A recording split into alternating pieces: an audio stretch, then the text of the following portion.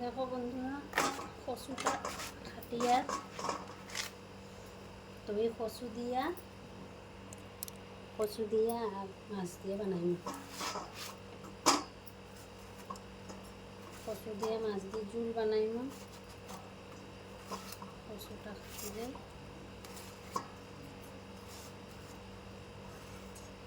আর এদিকে দেখো বিলাতি ধনিয়া আলু দিব, মাছ দিয়ে দিব। তো কচু দিয়ে মাছ দিয়ে বানাইমু আর 4 পিস মাছ বানাইমু মেথি সম্বাস দিয়ে আমার শাশুড়ি লেগে।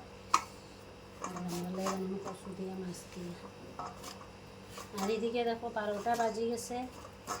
একটার সময় পিউষের স্কুল ছুটি, বাদ ওর মাছ ভাজলাম, সবজিটা ফাটিলে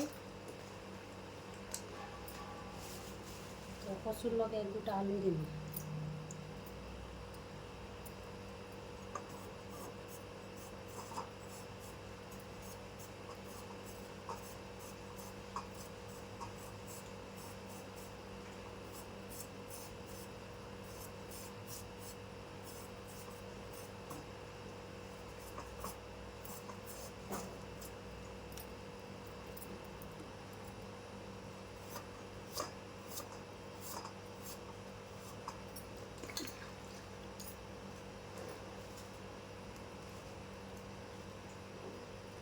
এখানে 12টা বাজে গেছে, একটার সময় পিউষের স্কুল ছুটি।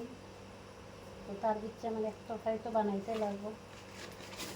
পিউষরে আনিয়ে আবার তাদের স্নান করাইতাম আইতাম। তো ভিডিওটা এখানে শেষ করলাম।